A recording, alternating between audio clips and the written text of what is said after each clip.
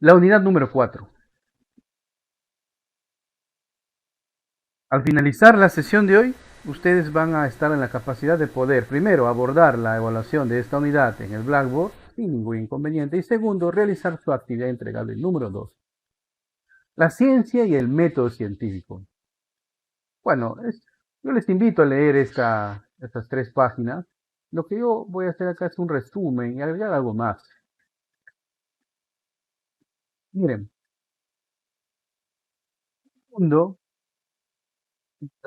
no tengamos la ciencia ya ha existido en el transcurso de la evolución de nuestra sociedad, en el transcurso de la evolución de nuestras culturas. La historia humana es un cúmulo de muchas culturas. Pues hemos tratado de explicar nuestra visión del mundo, ¿no? Y en base a eso, pues, muchas culturas han creado historias, ¿verdad? Para explicar su pasado, su futuro, su presente. No fue por por la curiosidad, ¿no? De muchas personas, ¿no? Individuos, en el transcurso de nuestra historia, que fuimos puliendo, ¿no? Una forma de trabajar, y esa forma de trabajar daba validez a los conocimientos que íbamos adquiriendo, en donde separábamos los mitos de la verdad, las creencias, la fe de la razón. Íbamos construyendo entonces, ¿no? La ciencia.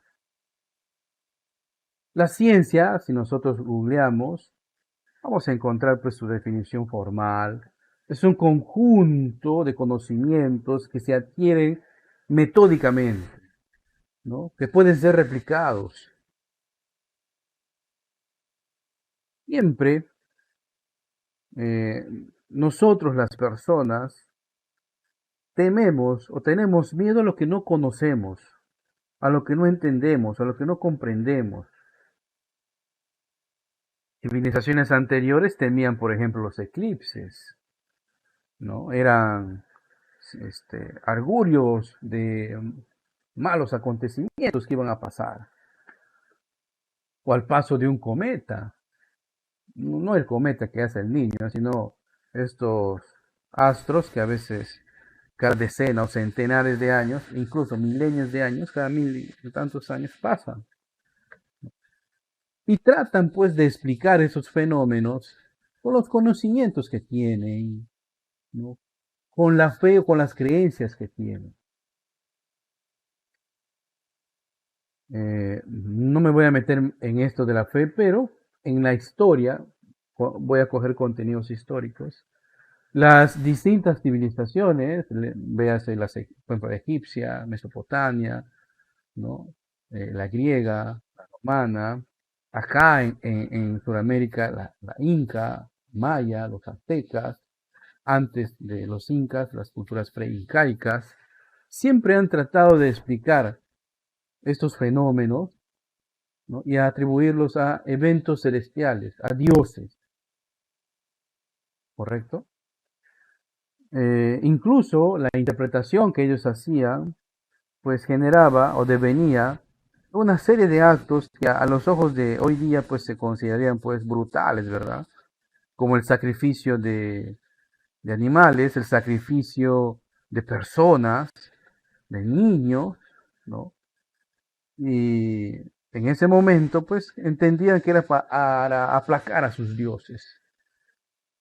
Fíjense qué tan relevante, ¿no? Es que la ciencia haya ganado, haya calado en nuestra sociedad moderna. Entonces la ciencia, ya trayéndonos a nuestro presente, es el conjunto de conocimientos que se adquiere metódicamente. No podemos hablar de ciencia si no conocemos su método. En realidad el método es el método científico, ¿no? Que utiliza la ciencia para poder corroborar, entender, comprender fenómenos naturales y sociales también, ¿no? Y de las ciencias, hay muchas ciencias, dependiendo de su objeto de estudio, que se desprenden de ese término ciencia. Hay las ciencias fácticas, ¿no?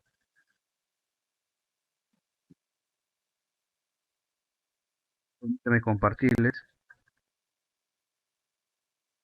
Cuando decimos ciencias fácticas, hay una compañera que me está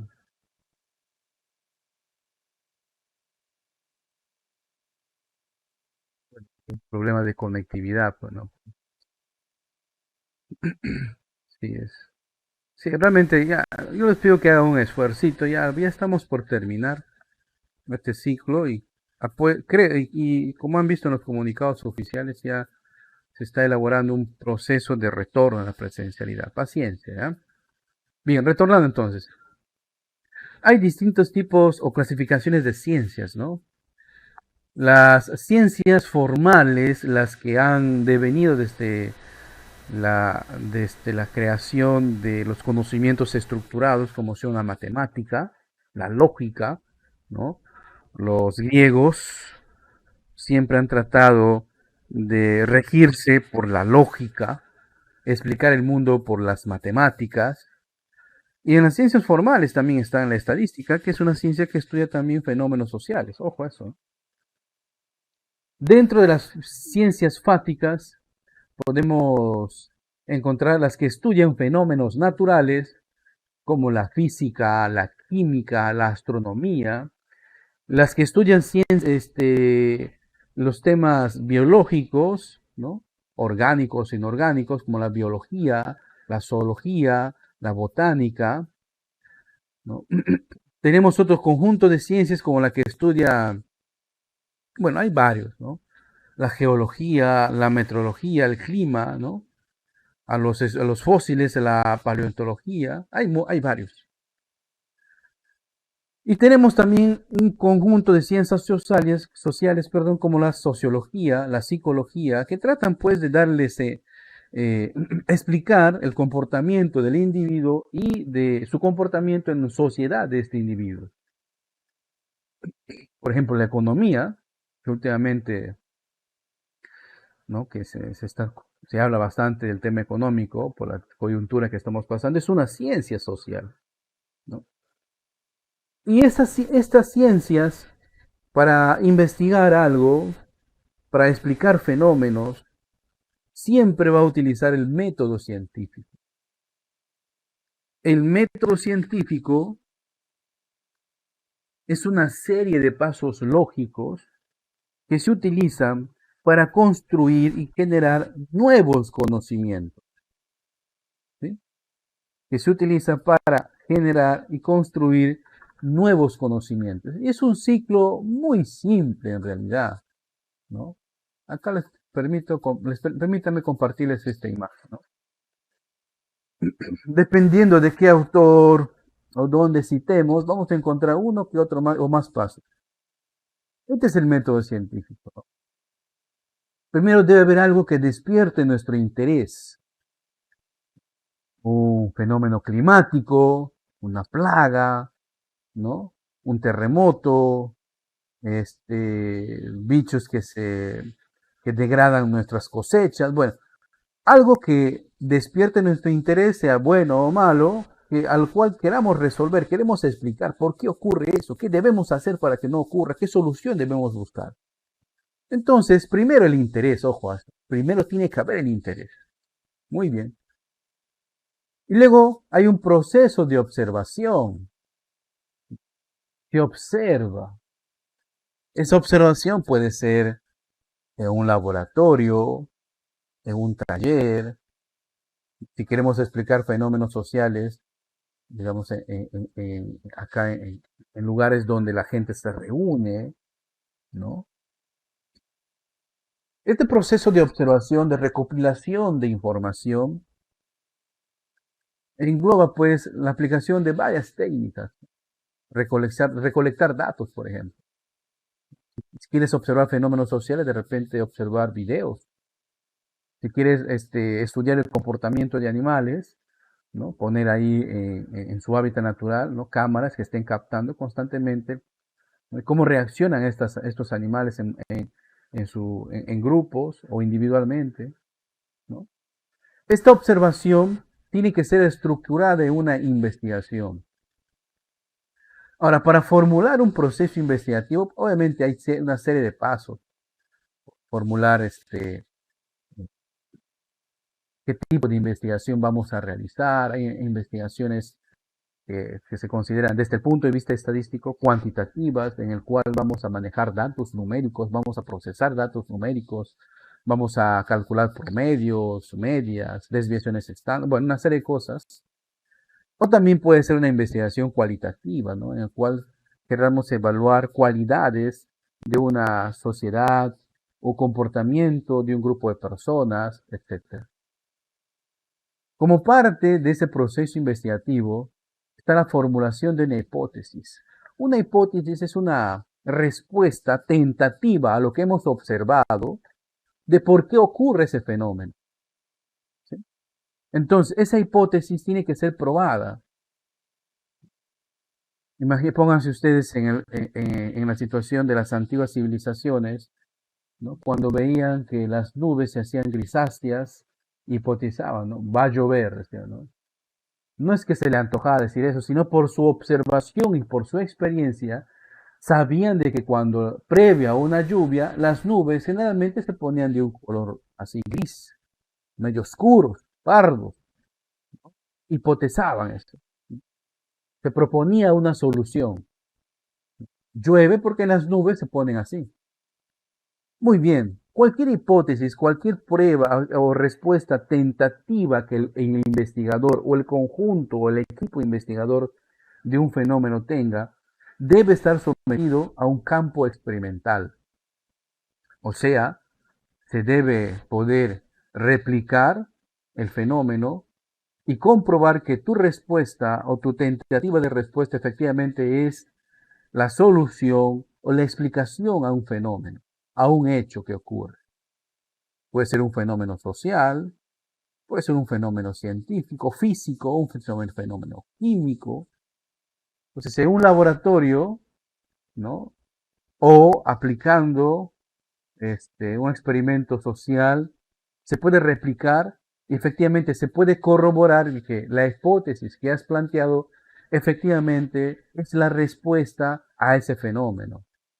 Pero si no se llega a descubrir de que tu hipótesis, tu respuesta tentativa a este fenómeno explica al 100% la ocurrencia del mismo, pues volvemos, ¿no? A las etapas previas. Nuevamente, seguimos en este bucle, ¿no? En este ciclo, en este lazo, donde nuevamente se aplican otras técnicas de observación, ¿no? Se estructura mejor nuestra investigación, y en base a esa reestructuración se vuelve a formular o a reformular otra hipótesis, o sea, otra tentativa de respuesta. Yo creo que pasa este fenómeno, ocurre este fenómeno, porque, bueno, hemos observado y hemos investigado además, ¿no? Que ocurre por esto y esta es la respuesta, ¿no? Este, este grupo de animales enfermaron o estas hectáreas del sembrío se han visto degradadas o han producido menos por este acontecimiento, ¿no? Por la aplicación de este matabicho, o por que no se ha contenido esta plaga. Me estoy yendo a distintas aplicativas. Nuevamente se corrobora mediante un experimento y si se comprueba que efectivamente se cumple tu tentativa de respuesta, o sea, tu hipótesis, ya pasa a ser pues a un análisis de los datos en el cual ya se genera o se está generando, se está procesando la información. Esa información procesada, ¿no? Se convierte en nueva información. Nueva información que será publicada en revistas de contenido científico, será publicada de repente en un informe de una investigación de tesis acá en el Perú, por ejemplo, para hacer o para titularse una carrera universitaria, es requisito eh, hacer una investigación, ¿no? Una tesis investigativa, ¿no? Bueno, este es un ciclo, ¿no? Este es un procedimiento resumido, Juan.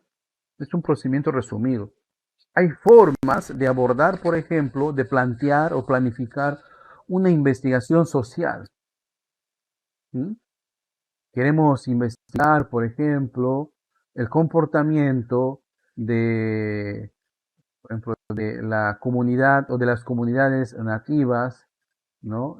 Se me ocurre, pues, se me va el nombre, ¿no? Respecto a la pandemia, ¿no? ¿Cuál es la actitud que están tomando los pobladores de la comunidad nativa de tal lugar, ubicado en tal río, ¿no? Respecto a la vacunación? Ah, muy bien, se estructura, pues, ¿no? Se observa. ¿Cómo vamos a observar eso?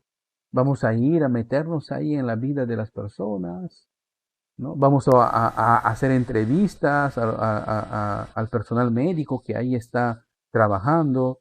Vamos a entrevistarlo de frente con el representante, con el APU, a ver qué nos dice, ¿no? Vamos a investigar si es que hay otras investigaciones que han visto, se han ido, han indagado referente a lo que queremos ver nosotros. De repente estamos queriendo redescubrir la pólvora, de repente ya hay investigación sobre esto, ¿no? Y en base a todo esta parte, no digo que no sea importante los demás, pero esta parte, ¿no? Es muy relevante, la observación y la investigación, ¿no? Para poder formular nuestras hipótesis. Dentro de una investigación puede haber una hipótesis general que dé respuesta al problema general o lo que queramos investigar, y puede haber una hipótesis secundaria, ¿no? Entonces, cuando se hace una investigación, se apunta a las hipótesis secundarias. ¿Para qué? Porque o los objetivos secundarios de la investigación, porque dar respuesta a los objetivos secundarios o cumplir los objetivos secundarios, en suma, dan respuesta a todo el objetivo general.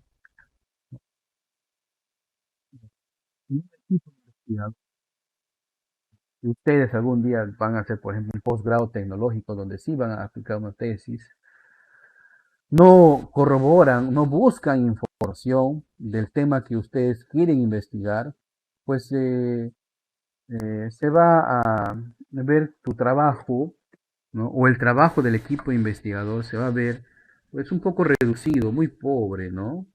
Muy pobre. Es más, toda investigación que se publique tiene que estar en la capacidad de ser replicado por otras personas, por otro equipo de investigadores, otro equipo de científicos, que corroboren efectivamente que lo que ha publicado esta persona, este equipo, es cierto. Den fe de esa investigación. O por lo contrario, pueden llegar a desmentir esa tesis, esa investigación, ¿no? Diciendo que no, el equipo tal ha cometido ciertos errores, ha interpretado mal estos datos. Siempre se presenta en el campo científico esto. En el campo científico siempre ha habido publicaciones que en su momento se han tomado como ciertas, tiempo después se han refutado esas tesis, esas teorías, y luego se crean nuevos conocimientos. Lo que yo les manifestaba en la sesión anterior de desaprender, ¿no? Desaprender. Y ponía el ejemplo de que antes los médicos, ¿no? Recetaban fumar, por ejemplo, las embarazadas. Antes, por ejemplo, en la década de los 40, 50, si no me equivoco, ajá, 40, 50, por ejemplo, se utilizaba el proceso de la hoja de coca, la cocaína, para tratar enfermedades respiratorias, ¿no? Ya que este, liberaban ¿no? los conductos nasales y a las personas les permitía desenvolverse así en su trabajo normalmente con un proceso gripal encima, ¿no? Ahora, con los conocimientos que se tiene ahora, obviamente eso no es recomendable, ¿no? Es una droga que genera adicción, ¿no? Y en lugar de eso, ahora se utilizan otros medicamentos, otros medicamentos. Fíjense, La ciencia, ¿no? La ciencia también se corrige a sí misma. Teorías que antes eran tomadas como ciertas, con los conocimientos que se iban adquiriendo, pues se iban reformulando o se iban negando. ¿No? Y en nuestra historia hay mucho de eso, mucho de eso. Incluso, a veces por una incorrecta interpretación de los datos, ¿no? Se devenía en errores, ¿no? En errores que costaban vidas o que tenían un alto costo en recursos, en inversión. ¿No? En la historia hay varios, en distintos campos, ¿no? En distintos campos. Muy bien. ¿Alguna pregunta respecto a este resumen que acabamos de hacer? En la actividad entregable 2, que ustedes ya están expeditos para realizar, ¿no? En base a lo visto en la unidad 3 y 4, ya hemos visto, ojo, debemos responder esta pregunta. ¿Cuál es la pregunta? Ahí está. En relación al conocimiento científico, filosófico y vulgar, precise de qué manera puede relacionarlo con su carrera profesional. Aquí tenemos compañeros en estudios generales de distintas líneas de formación, ¿no? De distintas líneas de formación. Precise de qué manera, bueno, adicionalmente nos dice, aplique un caso en la cual evidencie los 6 pasos del método científico. ¿Esos pasos? Y detalle al respecto aplicado a su carrera. Muy bien, bueno, si yo soy, digamos, voy a poner un ejemplo, ¿ya? No necesariamente ustedes van a pensar en lo mismo. Si estoy estudiando la carrera de mecánico de mantenimiento, mecánico electricista, ¿no? Me van a enseñar los pasos, por ejemplo, para dar mantenimiento correcto a a un equipo, a una maquinaria, ¿no? Esos pasos no es porque a alguien se le ha ocurrido, sino en algún momento el equipo investigador de esa marca ha hecho una investigación, vamos a redundar, una investigación de cuál es el mejor procedimiento o cuál es el mejor protocolo o cuáles son los pasos para realizar un correcto mantenimiento, ya sea preventivo, correctivo, de un equipo determinado. Paso A, paso B, paso C, paso D. Eso no es porque se le ocurre a alguien en un momento de ilustración, no. Entonces, quiere decir que un equipo previamente ha investigado y propone. Por eso cuando ustedes compran o cuando se adquiere una maquinaria, sea esto mecánica o informática, ¿no? Siempre viene con su manual técnico. Ojo, que no es igual a decir manual del usuario. ¿Eh? Una cosa es el manual del usuario explicado con términos y palabras que son fáciles de comprender para las personas. Y otro es el manual técnico al que ustedes, ¿no? Van a tener acceso. ¿No? Ese manual técnico, por ejemplo, es la construcción de conocimientos en base a investigación. Bueno, ya he puesto ahí un ejemplo. ¿Ok? Muy bien. Ahora, también, les voy a pedir que en el transcurso de esta semana demos una lectura en el manual, acá está el manual, demos una lectura en el manual del último capítulo, del capítulo 5, método de proyectos. ¿Ya? Demos una lectura. Es extenso, sí, pero invirtamos un poquito de tiempo. ¿No? Vean por favor el video que está propuesto ahí en Blackboard. Hay 2 videos que están propuestos y uno de ellos habla del método de proyectos. Aquí está. Y en base a eso, vamos a completar también la actividad entregable número 3. ¿No? En la actividad entregable número 3, vamos a hacer la siguiente actividad. El método de proyectos de enseñanza-aprendizaje consiste en utilizar tareas o problemas reales como pretexto para promover el aprendizaje activo e investigativo, de tal forma que el aprendiz transite racional y sistemáticamente por 6 pasos de una acción completa. informar, planificar, decidir, realizar, controlar y valorar, autónoma y responsablemente. Bueno, es esto el preámbulo de la actividad. Seguimos. Para la presente actividad se deberá de presentar un tema relacionado a la carrera de estudio, en la cual se plantea un problema y se deberá de seguir las 6 fases del método de proyecto. Acá vamos a ser un poquito permisibles, ya que todavía ustedes no están en una presencialidad, ¿no? Entonces yo voy a poner acá un tema abierto, no necesariamente de su especialidad, ¿ya? Un tema así abierto. Ojo, no necesariamente de su especialidad, ¿ok? Proponga un tema cualquiera, ¿no? Y eh, utilicen las 6 fases y en cada una de las fases escriban los pasos correspondientes a realizar para construir nuevo conocimiento o para resolver el problema según el caso que usted haya planteado, ¿no? Según el caso que usted haya planteado. Por ejemplo, si yo soy de la carrera de electricidad industrial, muy bien, entonces han visto por ahí que han tenido un problema de que los focos, yo he visto, profe, los focos en mi casa, los focos así de luces LED, esos nuevos que están saliendo, este, cuando están apagadas las luces, en un momento, pum, se prenden, solitos se prenden. Ah, muy bien, entonces, plantea ese problema, ¿no? Y en los 6 pasos, da la solución. ¿Sí? E investiga, googlea, hay varios ejemplos muy interesantes. ¿Sí? No hay cosa nueva que no encuentres ahí en internet. Una vez que termines estas 2 actividades, la 2 y la 3, esto se debe redactar, obviamente, ¿no? Si tienes acceso a una computadora, lo redactas ahí en la computadora. Si no tienes acceso a una computadora, si solamente tienes ahorita por el momento tu celular, no hay problema. Puedes hacerlo así a mano, en lápiz y papel, en un papel, ¿no? Obviamente ordenado, legible. Redactas la actividad 2, redactas los 6 pasos de tu caso propuesto en la actividad 3. Ya está. Y eso lo subimos, profe, ¿dónde lo subimos? Lo subimos al Blackboard, ¿ok? Le subimos al Blackboard.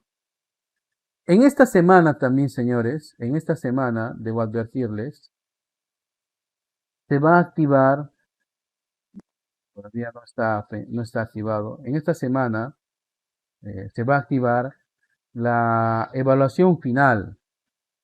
Cuando se active la evaluación final, normalmente nos llega tanto a los aprendices como al instructor un correo en automático a nuestro correo, obviamente a nuestro correo institucional, ¿no? No nos llega a otro correo, ¿no? Entonces yo también les voy a confirmar, les voy a avisar, les voy a comunicar que ya está activo la evaluación final.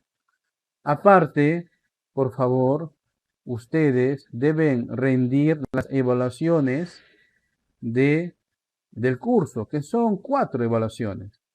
Debo felicitar, hay compañeras y compañeros en un porcentaje, bueno, regular, que ya han completado sus 4 evaluaciones del curso, que ya han subido su actividad entregable 1, su actividad entregable 2 y su actividad entregable 3 también. Y ya han participado en el foro temático calificable. Recordemos, cuando les presenté el curso, hay un criterio de promoción, también es responder a las preguntas que nos hacen en el apartado de foro temático calificable, ¿no? Profe, ¿qué preguntas son? Bueno, son 3 preguntas. Si no lo conoces, acá nuevamente voy a copiar las preguntas en nuestro chat. Ahí estoy enviándole las 3 preguntas, ¿no? Esas preguntas no hay que subirlas de un archivo, simplemente ahí mismo hay que generar una línea de respuestas, como ya lo han hecho la mayoría de sus compañeros. Buen número de compañeros, quizás por experiencia ya de otros cursos, ya lo han venido haciendo. Les felicito por eso.